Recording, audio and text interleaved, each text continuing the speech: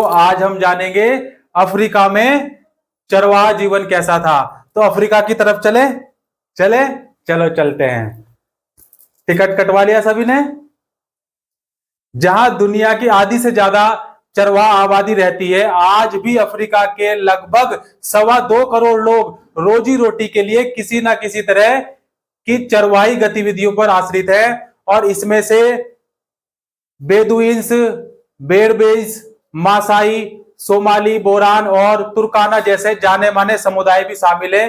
इनमें से ज्यादातर अब अर्ध शुष्क घास के मैदानों या सूखे रेगिस्तानों में रहते हैं। तो कारण क्या है? देखो, जहां वर्षा आधारित खेती करना बहुत मुश्किल है भाई, ज्यादातर इनमें से ज्यादातर जो है अर्ध शुष्क घास के मैदानों या सूखे रेगिस्तानों में रहते हैं, जहां वर्षा आश्रित खेती करना बहुत मुश्किल है। जहां के चरवाहे गाय, बैल, ऊंट, बकरी, भेड़, क्या गाय, बैल, बकरी, बैल बुद्धि सुन लो, बकरी, भेड़, भेड़, गधे, सुन बे गधे,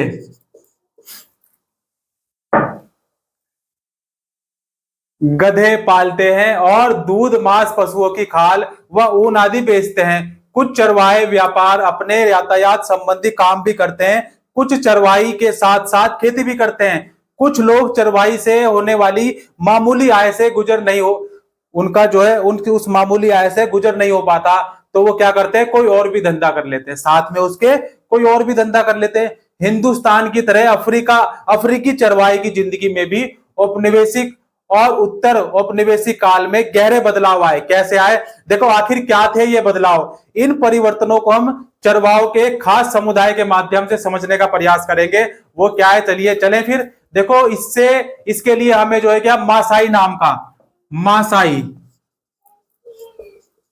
इसके लिए हमको क्या है, मासाई, ये क्या है, समुदाय है। मासाई नाम के समुदाय को चुन लेते हैं, ठीक है ना, ये उदाहरण के लिए, ठीक है। ऐसे कई समुदाय थे जो अफ्रीका में अपना धनोपार्जन चलाते थे, ठीक है, लेकिन हमने उदाहरण के लिए किसको चुना, मासाई समुदाय को।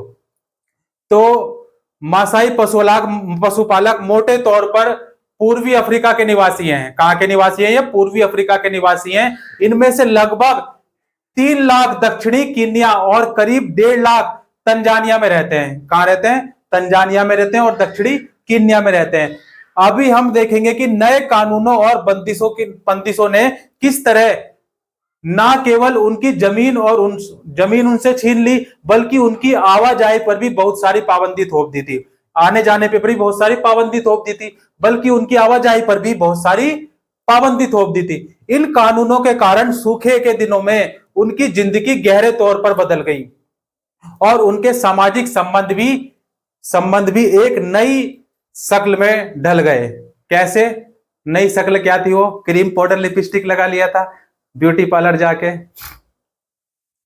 देखो, आखिर चरवाहों का क्या हुआ? जो ये चरवाहे थे, चरवाहों का क्या हुआ?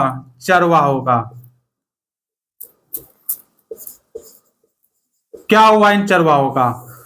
तो मासाइयों की सबसे बड़ी समस्या यह रही कि उनके चारागाह दिनों दिन सिमटते जा रहे थे। भाई, इनके चारागाह क्या थे? दिन पे दिन सिमटते जा रहे थे, कम होते जा रहे थे। औपनिवेशिक शासन से पहले मासाई लैंड का इलाका उत्तरी केनिया से लेकर तंजानिया के घास के मैदानों क्या स्टेपीज, क्या बोलते हैं? तंजानिया के घास के मैदान को क्या बोलते हैं? स्टेपीज। स्टेपीज घास के मैदान है ये। कई बार पूछा गया, 1 नंबर में कई बार आपका प्रश्न आ भी सकता है, और सरकारी दामाद बनने के लिए तो हमेशा पूछा जाता है। घास के मैदानों को क्या कहा जाता है? स्टेपीज। तो वहां तक फैला हुआ था। 19वीं सदी के आखिरी में यूरोप की साम्राज्यवादी ताकतों ने अफ्रीका में कब्जे के लिए, देखो, मारकाट शुरू कर दी। अफ्रीका में कब्जे के लिए क्या कर दी? मारकाट शुरू कर दी, एकदम धूम धड़ाका। और बहुत सारे इलाकों को छोटे छोटे उपनिवेशों में तब्दील करने अपने अपने कब्जे ले लिए। उनको छोटे छोटे उपनिवेशों में तब्दील करके क्या हुआ? अपने अपने कब्जे ले लिए। 1885 में ब्रिटिश कीनिया और जर्मनी तंजानिका के बीच एक अंतरराष्ट्रीय सीमा खींची गई। कब? 1885 में एक सीमा खींची गई। 1885 1885 में 1885 से ब्रिटिश कीनिया और जर्मन तंजानिका के बीच एक अंतरराष्ट्रीय सीमा खींचकर मसाई लैंड के 2 बराबर टुकड़े कर दिए गए। बाद के सालों में सरकार ने गोरों को बसाने के लिए, देखो पहले गोरे और काले का, हम गोरे हैं तो क्या हुआ दिल वाले हैं, तो पहले गोरों और कालों का आपने सुना भी होगा। तो सरकार ने क्या किया, गोरों को बसाने के लिए बेहतरीन चारागाहों को अपने कब्जे में ले लिया। जो बेहतरीन चारागाह थे उनको क्या किया, उनको अपने कब्जे में ले लिया। क्लियर हुई बात, कोई दिक्कत यहां तक? मासाइयों को दक्षिणी कीनिया और उत्तरी तंजानिया के छोटे से इलाके में समेट दिया गया। छोटे से इलाके में उनको समेट दिया गया, जैसे भूस की तरह भर देते हैं। भूस देखा है आपने कभी भरते हुए? नहीं देखा? तो भूस की तरह भर दिया गया एकदम। औपनिवेशिक शासन से पहले मासाइयों के पास जितनी जमीन थी उसका लगभग 60% हिस्सा, कितना? 60%, 60% हिस्सा उनसे छीन लिया गया और उन्हें सूखे इलाकों में कैद कर दिया गया, जहां ना तो अच्छी बारिश होती थी और ना ही हरे भरे चारागाह थे। 19वीं सदी के अंतिम सालों से ब्रिटिश औपनिवेशिक सरकार पूर्वी अफ्रीका में स्थानीय किसानों को अपनी खेती के क्षेत्रफल को ज्यादा से ज्यादा फैलाने के लिए प्रोत्साहित करने लगी। जैसे जैसे खेती का प्रसार हुआ, भाई जैसे जैसे खेती का क्या हुआ, प्रसार होने लगा, वैसे वैसे चारागाह खेतों में तब्दील होने लगे। भाई खेती का विस्तार होगा तो चारागाह क्या होंगे, खेतों में तब्दील होने लगे। और अंग्रेजों के आने से पहले मासाई आर्थिक और राजनीतिक दोनों स्तर पर अपने किसान पड़ोसियों पर भारी पड़ते थे। जो उनके किसान थे, पड़ोसी भाई किसान थे, उन पर हमेशा भारी पड़ते थे। लेकिन जब से यह इनका बंटाधार हो गया, औपनिवेशिक शासन के अंत तक आते आते यह समीकरण बिल्कुल उलट चुका था। बहुत सारे चरवाहों को शिकारगाह बना लिया गया। क्या बना लिया गया? शिकारगाह बना लिया गया, हंटर। कीनिया में मासाई मारा, देखो कीनियाई में क्या हुआ, मासाई को मार डाला। और साम्बुरू नेशनल पार्क, कौन सा? साम्बुरू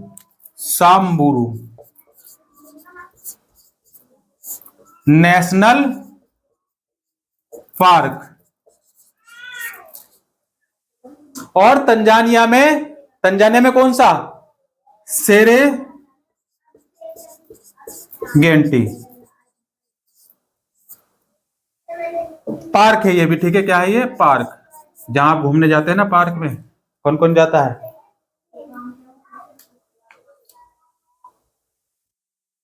पार्क जैसे शिकारगाह इसी तरह अस्तित्व में आए थे। इन आरक्षित जंगलों में चरवाहों का आना मना था। भाई चरवाहे नहीं आ सकते थे इनमें, उनका मना था बिल्कुल आना, एकदम निषेध। जैसे यहां पर बीड़ी सिगरेट पान मसाला खाना निषेध है ना। इन इलाकों में ना तो वे शिकार कर सकते थे और ना अपने जानवरों को चरा सकते थे। आना ही यहां तो ना तो ये आ सकते थे, प्रतिबंधित था, और ना ही शिकार कर सकते थे और ना ही अपने जानवरों को चरा सकते थे। क्लियर हो गई बात, कोई दिक्कत? ऐसे बहुत सारे आरक्षित जंगलों में अब तक मासाई अपने ढोर डंगर चराया करते थे। मिसाल के तौर पर सेरेगंटी नेशनल पार्क का 14,760 वर्ग किलोमीटर से भी ज्यादा क्षेत्रफल मासाइयों के चारागाहों पर कब्जा करके बनाया गया था। इनके चारागाह पर ही कब्जा करके बनाया गया था इसको। अच्छे चारागाह और जंगल संसाधनों के हाथ से निकल जाने की वजह से उस छोटे से इलाके पर दबाव बहुत ज्यादा बढ़ गया, जिसमें मासाइयों को धकेल दिया गया था। एक छोटे से इलाके में लगातार चराई का नतीजा यह हुआ, भाई एक छोटा सा इलाका है, उसमें लगातार चराई हो रही है, जानवरों को, पशुओं को, मवेशियों को चराया जा रहा है। तो इसका नतीजा देखो क्या हुआ कि चारागाहों का स्तर गिरने लगा। भाई चारागाह का स्तर गिरेगा ही गिरेगा, क्योंकि कम जगह है और चराने वाले मवेशियों की संख्या ज्यादा है, तो डेफिनेटली क्या होगा, चारागाहों का स्तर घटने लगेगा। और वैसे यहां पर भी क्या हुआ, चारागाहों का स्तर घटने लगा। चारे की हमेशा कमी रहने लगी। मवेशियों का पेट भरना एक स्थायी समस्या बन गया। क्या बन गया? स्थायी समस्या बन गया, एकदम परमानेंट। जैसे स्थायी निवास प्रमाण पत्र बनवाते हैं ना, अभी आप सरकारी दामाद बनेंगे, सरकारी बहुएं बनेगी, है ना, तो पापा की परी सरकारी पापा की परी बनेगी, तो उसके लिए क्या होता है, स्थायी मूल निवास प्रमाण पत्र अपने जिला में जाके जो है तहसील में जाके बनवाना पड़ता है ना, तहसील से बनता है वो। ठीक है, अब देखो क्या हुआ, जो सरहदें थी वो बंद हो गई। सरहदें क्या होता है, बॉर्डर, क्या होता है, बॉर्डर, सरहदें, सरहदें, सरहदें क्या कर दी गई, बंद हो गई। 19वीं सदी में चारागाह, चरवाहे चारागाहों की खोज में बहुत दूर तक चले जाते थे। भाई जब नहीं मिलेगा तो कहीं ना कहीं तो जाएंगे, चलते रहेंगे चलते रहेंगे, भाई कहीं ना कहीं तो मिलेगा ही, है ना, कोई दिक्कत। जब एक जगह के चारागाह सूख जाते थे तो वे अपने रेवड़ लेकर, रेवड़ क्या होता है, मवेशियों का ग्रुप लेकर, ठीक है, किसी और जगह चले जाते थे। लेकिन 19वीं सदी के आखिर दशकों में औपनिवेशिक सरकार उनकी आवाजाही पर तरह तरह की पाबंदियां लगाने लगी, तरह तरह की पाबंदियां लगाने लगी, कोई कैसी कोई कैसी कोई कैसी, जरा जरा सी बात पर पाबंदी, है ना। मासाइयों की तरह अन्य चरवाहों को भी विशेष आरक्षित इलाकों की सीमाओं में कैद कर दिया गया। अब ये समुदाय इन आरक्षित इलाकों की सीमाओं के पार आ जा नहीं सकते थे। अब ये समुदाय देखो, जो आरक्षित इलाके थे उनकी सीमाओं के पार आ जा नहीं सकते थे, इनकी आवाजाही पर क्या कर दिया, प्रतिबंध लगा दिया। वे विशेष परमिट के बिना अपने जानवरों को लेकर बाहर नहीं जा सकते थे। उनको क्या मिलता था, परमिट, परमिट लेना पड़ता था, और बिना परमिट के वे अपने जानवरों को या अपने आप इधर उधर नहीं जा सकते थे, कहीं भी नहीं जा सकते थे, ठीक है ना। वे विशेष परमिट के लिए बिना जानवरों को लेकर जाना भी बिल्कुल क्या था, प्रतिबंधित था, बिना परमिट के। लेकिन परमिट हासिल करना भी कोई आसान काम नहीं था, इसके लिए उन्हें तरह तरह की बाधाओं का सामना करना पड़ता था और उन्हें तंग भी बहुत किया जाता था। देखो परमिट बनाने अगर जाएगा कोई तो क्या करेंगे, भाई चरवाहे हैं, पैसे वाले तो है नहीं, तो उनको देखो परमिट देने के लिए भी क्या उनसे रिश्वत ली जाती थी, उनको बहुत परेशान किया जाता था, तंग किया जाता था। ठीक है, क्लियर होगी बात, कोई दिक्कत। अगर कोई नियमों का पालन नहीं करता था, देखो कुछ सिचुएशन है, मरता क्या ना करता, तो कुछ ऐसा भी समय आया होगा कि भाई अगर नहीं होगा तो क्या करेगा, मरता क्या ना करता, है ना। मरते हुए इंसान को, डूबते हुए इंसान को तिनके का सहारा काफी होता है कि नहीं होता है। अगर कोई नियम का पालन नहीं करता था तो उसे कड़ी सजा दी जाती थी। चरवाहों को गोरों के इलाकों में पड़ने वाले बाजारों में दाखिल होने से भी रोक दिया जाता था। जो गोरों के इलाकों में क्या पड़ते थे, बाजार पड़ते थे, भाई काले गोरे का तो पहले से ही था इस हिसाब, गोरे, जो गोरों के बीच में बाजार पड़ते थे तो उन बाजार में भी वो नहीं जा सकते थे, उसको पार नहीं कर सकते थे, बाजारों में दाखिल होने से भी रोक दिया गया। बहुत सारे इलाकों में तो वे कई तरह के व्यापार भी नहीं कर सकते थे। बाहर से आए गोरे और यूरोपीय औपनिवेशिक अफसर उन्हें खतरनाक और बब्बर स्वभाव वाला मानते थे। क्या मानते थे, एकदम खतरनाक और बब्बर स्वभाव वाला। उनकी नजर में ये ऐसे लोग थे जिनके साथ कम से कम संबंध रखना ही क्या होगा, उचित होगा। जैसे पहले क्या था, ऊंच नीच की थी ना, छुआछूत की दिक्कत थी ना भाई, छुआछूत की दिक्कत थी, तो उसी तरह से क्या मान सकते हैं, एक तरह से हम क्या है इसको, अगर इसका आकलन करना चाहे तो छुआछूत के आधार पर कर सकते हैं। भाई इनके साथ भी क्या है, छुआछूती तो है कि चरवाहों को जो है गोरों के बाजार में नहीं जाने दिया जाएगा, ठीक है, जंगल में नहीं जा सकते, बिना परमिट के इधर उधर नहीं जा सकते, ये क्या है, एक तरह से बहुत बुरा बर्ताव है ना। और संबंध रखना भी उचित नहीं, कम संबंध रखना उचित था कि इनसे क्या है, जितना हो सके कम से कम संबंध रखा जाए। लेकिन इन स्थानीय लोगों से किसी भी तरह के संबंध रखना भी मुमकिन नहीं था। आखिर खानों से माल निकालने, जो खान होती है ना, कोयले की खान देखी है आपने, तो आखिर खानों से माल निकालने, सड़कें बनाने और शहर बनाने के लिए गोरों को इन कालों के श्रम का ही तो भरोसा था। कालों के श्रम का क्या था, भरोसा था। नई सरहदों ने चरवाहों की जिंदगी रातों रात बदल डाली। जो नई सरहदों ने क्या किया, चरवाहों की जिंदगी रातों रात बदल डाली। जैसे कि आज मोदी जी कहे, मेरे भाइयों और बहनों, आज रात 12 बजे से 2000 के नोट बंद कर दिए जाएंगे, है ना। तो रातों रात जिंदगी बदल जाएगी ना काली कमाई वालों की, तख्ता पलट हो जाएगा, एकदम नहीं हो जाएगा।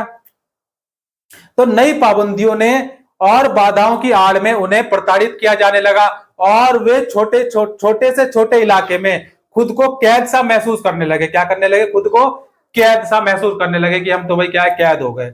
इससे उनकी चरवाही और व्यापारिक दोनों तरह की गतिविधियों पर बहुत बुरा असर पड़ा। अब तक चरवाहे न केवल मवेशी चराते थे बल्कि तरह तरह के व्यवसाय भी करते थे।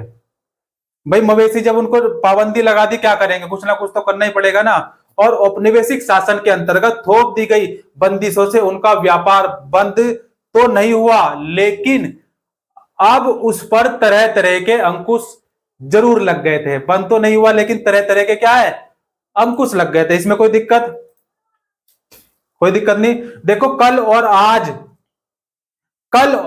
आएंगे नगमों की खिलती कलियां चुनने वाले। कल और आएंगे, अल्लाह मत कर भाई। कल और आएंगे, ध्यान से सुन, बड़े मजे की बात है। कल और आएंगे नगमों की खिलती कलियां चुनने वाले, मुझसे बेहतर कहने वाले, तुमसे बेहतर सुनने वाले, है ना? Once more, okay. देखो, कल और आएंगे नगमों की खिलती कलियां चुनने वाले, मुझसे बेहतर कहने वाले, तुमसे बेहतर सुनने वाले। बोलो जय श्री राम।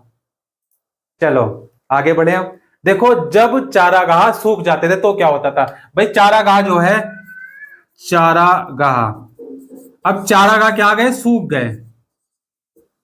क्या हो गए? सूख गए। और अगर सूख गए तो देखो क्या होगी? सूखा दुनिया भर के चरवाहों की जिंदगी पर असर डालता था। जिस साल बारिश नहीं होती थी, चारागाह सूख जाते थे। अगर उस साल मवेशियों को किसी हरे भरे इलाके में ना ले जाया जाए तो उनके सामने भूखमरी का संकट पैदा हो जाता था। क्या हो जाता था? भूखमरी का संकट पैदा हो जाता था। इसलिए परंपरागत तौर पर चरवाहे घुमंतु स्वभाव के लोग होते थे।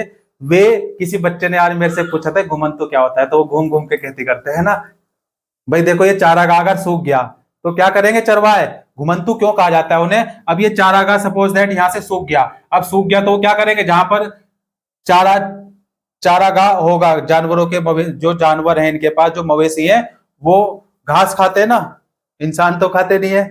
तो अब ये तलाश में निकलेंगे, उनकी तलाश में निकलेंगे। तो अब देखो कुछ समय बाद क्या होगा, ये 3-4, अब यहाँ बरसात है या सूखा पड़ गया, इस जगह सूखा पड़ गया तो ये मवेशी कहाँ गए? दूसरे स्थान पर गए। वहां पर अपने मवेशियों को इन्होंने चराया। चराने के बाद क्या होगा? वहां पे एक समय ऐसा भी तो आएगा, वहां का भी चारागाह क्या होगा? खत्म हो जाएगा। फिर ये दूसरे स्थान पर जाएंगे, तब तक ये वाला चारागाह या ये वाला चारागाह क्या होगा? इसमें घास दोबारा से उग जाएगी। तो ऐसे उनका काम चलता है चरवाहों का। क्लियर हुई बात? कोई दिक्कत यहां तक? तो समझ पाए चरवाहा किसे कहते हैं या घुमंतु किसे कहते हैं? क्लियर हो गई? कोई दिक्कत यहां तक? तो देखो, सूखा पड़ने से भूखमरी का संकट पैदा हो जाता था। इसलिए घुमंतु स्वभाव के लोग होते हैं, वे जहां से वहां जाते रहते हैं। इसी घुमंतुपने की वजह से वे बुरे वक्त का सामना कर पाते हैं और संकट से बच निकलते हैं। लेकिन औपनिवेशिक शासन की स्थापना के बाद मासाइयों को एक निश्चित इलाके में कैद कर दिया गया था। उनके लिए एक इलाका आरक्षित कर दिया गया था और चरवाहों की खोज में यहां वहां भटकने पर रोक लगा दी थी। भाई चरवाहे की जो चारागाह है, चारागाह की खोज में इधर उधर नहीं भटक सकते आप। जैसे पहले था ना, पहले जिधर मुंह उठाया उधर चल दिए, है ना? इधर की दिशा में गए, नहीं मिला तो इधर चले गए, है ना? इधर चले गए। लेकिन अब ऐसा नहीं है, तो यहां वहां भटकने पर रोक लगा दी गई। उन्हें बेहतरीन चारागाहों से महरूम कर दिया गया और ऐसी अर्ध शुष्क पट्टी में रहने पर मजबूर कर दिया गया जहां सूखे की आशंका हमेशा बनी रहती थी, क्योंकि ये लोग संकट के समय भी अपने जानवरों को लेकर ऐसी जगह नहीं जा सकते थे जहां उन्हें अच्छे चारागाह मिल सके।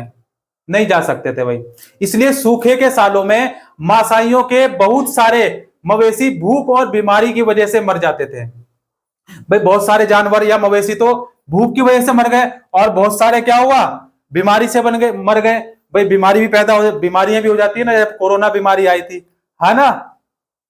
फेस्टिवल, हमारे भारत ने कोरोना को फेस्टिवल की तरह मनाया है ना, बहुत बहुत डिशेज बनाना सीख लिया ना। तो क्लियर होगी बात? कोई दिक्कत? तो मासाइयों को बहुत सारे मवेशी क्या होते थे? भूख से और बीमारियों से मर जाते थे। 1930 में एक जांच से पता चलता है, 1930 में एक जांच हुई, 1930 में क्या हुआ, एक जांच हुई, और इस जांच से क्या पता चला कि कीनिया में मासाइयों के पास 7,20,000 मवेशी और 8,20,000 भेड़ और 1,71,000 गधे। क्या थे? गधे। भाई भेड़ थे, क्या थे? भेड़ थे, और मवेशी और गधे। सुन वे गधे। 1930 की जांच में एक पता चला, और 1930 और 1934 में पड़े केवल 2 साल के सूखे के बाद, केवल कितने साल सूखा पड़ा? 2 साल, 1933 और 1934, 1933 और 1934 क्या पड़ा? सूखा। 2 साल के सूखे के बाद इनमें से आधे से ज्यादा जानवर मर चुके थे। जैसे जैसे चरने की जगह सिकुड़ती गई, सूखे के दुष्परिणाम भयानक रूप से लेते चले गए। भाई सूखा जो है क्या है? सूखे के जो दुष्परिणाम थे वो भयानक रूप ले चुका था। बार बार आने वाले बुरे सालों की वजह से चरवाहों के जानवरों की संख्या में लगातार गिरावट होने लगी। सब पर एक जैसा असर नहीं पड़ा। देखो, सब पर एक जैसा असर नहीं पड़ा। क्यों? क्योंकि देखो, औपनिवेशिक काल में अफ्रीका के बाकी स्थानों की जगह, बाकी स्थानों की तरह मसाई लैंड में भी आए बदलावों से सारे चरवाहों पर एक जैसा असर नहीं पड़ा। उपनिवेश बनने से पहले मासाई समाज 2 सामाजिक श्रेणियों में बटा हुआ था। किसमें? 2 सामाजिक श्रेणियों में। वो कौन कौन सी थी? देखो, पहली थी वरिष्ठ जन। पहली क्या थी? वरिष्ठ जन। पहली क्या थी? वरिष्ठ जन थी। एल्डर्स, क्या लिखेंगे? एल्डर्स। और योद्धा वॉरियर्स। दूसरा कौन सा था? योद्धा वॉरियर्स। Warriors, warriors. ये 2 सामाजिक श्रेणियां थी मासाई समाज में। वरिष्ठ जन शासन चलाते थे। ये जो वरिष्ठ जन थे, ये क्या चलाते थे? ये शासन चलाते थे। वरिष्ठ जन क्या करते थे? शासन चलाते थे, जिन्हें मुख्य रूप से लड़ाई लड़ने और कबीले की हिफाजत करने के लिए तैयार किया जाता था। वे समुदाय की रक्षा करते थे और दूसरे कबीलों के मवेशी छीन कर लाते थे। भाई लड़ाई करते थे और दूसरे कबीले के मवेशी को छीन कर लाते थे लड़ाई करके। जहां जानवर की संपत्ति हो, जहां पर क्या हो? जानवरी संपत्ति हो, वहां हमला करके दूसरों के जानवर छीन लेना एक महत्वपूर्ण काम होता था। ठीक है, क्या होता था? योद्धा वाला काम होता था, महत्वपूर्ण काम होता था। और अलग अलग चरवाहा समुदाय की ताकत इन्हीं हमलों से तय होती थी। ताकत भी इन्हीं हमलों से तय होती थी। जो हमला करके जीत जाता था वो ताकतवर कहलाता था। युवाओं को योद्धा वर्ग का हिस्सा तभी माना जाता था जब वे दूसरे समूह के मवेशियों को छीन कर लाते थे, तभी माना जाता था। और युद्ध में बहादुरी का प्रदर्शन करके अपनी मर्दानगी साबित करनी पड़ती थी। अपनी मर्दानगी को साबित करना पड़ता था और साबित भी करते थे। फिर भी वे वरिष्ठ जनों के नीचे रहकर ही काम करते थे। फिर भी वरिष्ठ जनों के नीचे लेकर ही रहकर ही उनको काम करना पड़ता था। मासाइयों के मामले की देखभाल करने के लिए अंग्रेज सरकार ने कई ऐसे फैसले लिए जिनके आने वाले सालों में बहुत गहरे प्रभाव पड़े। क्या पड़े? बहुत गहरे प्रभाव पड़े। कोई दिक्कत नहीं। देखो, उन्होंने कई मासाई उप समूहों के मुखिया तय कर दिए। क्या कर दिए? उनके मुखिया तय कर दिए। मुखिया, जो मासाई समूह थे उनके क्या कर दिए? मुखिया तय कर दिए। अब इससे क्या फायदा हुआ, क्या नुकसान हुआ? मुखिया तय करने के क्या मतलब था? जब मुखिया तय कर दिए तो हर मामले की जो जिम्मेदारी थी, अपने अपने कबीले के सारे मामलों की जिम्मेदारी उनको सौंप दी। मुखिया बनाया और सारी जिम्मेदारी किसको सौंप दी? उस मुखिया को सौंप दी। भाई आप अपने कबीले की जिम्मेदारी आप स्वयं करेंगे। ठीक है। इसके बाद उन्होंने हमलों और लड़ाइयों पर पाबंदी लगा दी। इस तरह वरिष्ठ जनों और योद्धाओं दोनों की परंपरागत सत्ता बहुत कमजोर हो गई। दोनों की सत्ता क्या हो गई? कमजोर हो गई। जैसे जैसे समय बीतता गया, औपनिवेशिक सरकार द्वारा नियुक्त किए गए मुखिया माल इकट्ठा करने लगे। क्या करने लगे? ये जो सरकार के द्वारा मुखिया नियुक्त किए गए थे, ये मुखिया क्या करने लगे, माल एकत्र इकट्ठा करने लगे। इस उनके पास नियमित आमदनी थी जिससे वे जानवर, साजो सामान और जमीन खरीद सकते थे। वे अपने गरीब पड़ोसियों को लगान चुकाने के लिए कर्ज पर पैसा देते थे। उनमें से ज्यादातर बाद में शहरों में जाकर बस गए और व्यापार करने लगे। जो पैसा इकट्ठा हुआ तो बाद में क्या हुआ, शहरों में जाकर बस गए और वहां पर व्यापार करने लगे। उनके बीवी बच्चे गांव में ही रहकर जानवरों की देखरेख करते थे। उन्हें चरवाई और गैर चरवाई दोनों तरह की आमदनी होती थी। अगर उनके जानवर किसी वजह से घट जाते थे तो वे क्या करते थे, जानवर खरीद सकते थे। अगर किसी कारणवश क्या हुआ, बीमारी के कारण, सूखे के कारण जानवर मर गए तो जानवरों की संख्या क्या होगी, कम होगी। अगर उनके जानवरों की संख्या कम होती थी तो वे क्या करते थे, जानवर खरीद सकते थे, उनके पास इतना पैसा था। जो चरवाहे सिर्फ अपने जानवरों के सहारे जिंदगी बसर करते थे उनकी हालत अलग थी।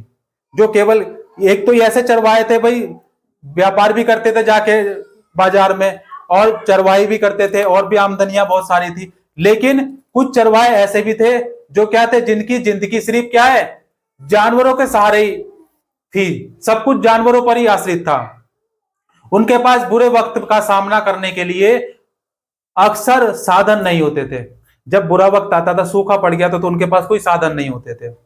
युद्ध और अकाल के दौरान उनका सब कुछ खत्म हो जाता था, तब उन्हें काम की तलाश में आसपास के शहरों में शरण लेनी पड़ती थी।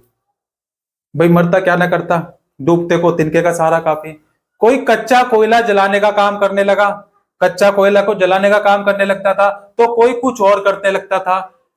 जिसकी तकदीर ज्यादा अच्छी थी उन्हें सड़क या भवन निर्माण कार्यों का काम मिल जाता था।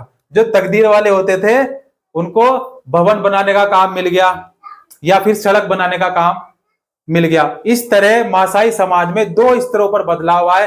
पहला वरिष्ठ जनों में और दूसरा योद्धाओं के बीच। उम्र पर आधारित परंपरागत फर्क पूरी तरह खत्म भले ही ना हुआ हो, पर पूरी तरह अस्त व्यस्त जरूर हो गया।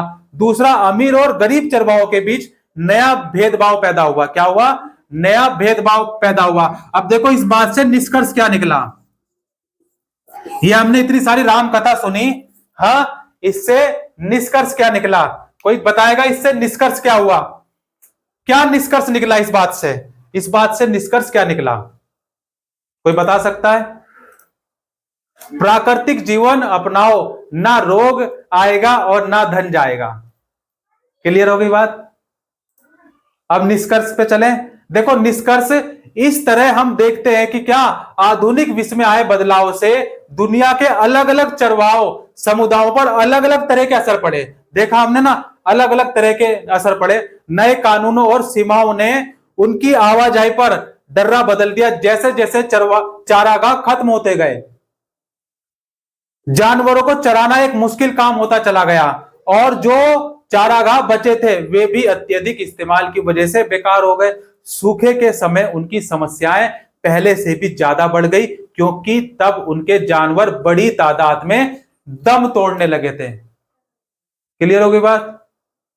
ओके, जय हिंद, जय भारत, हर हर महादेव, जय श्री राम।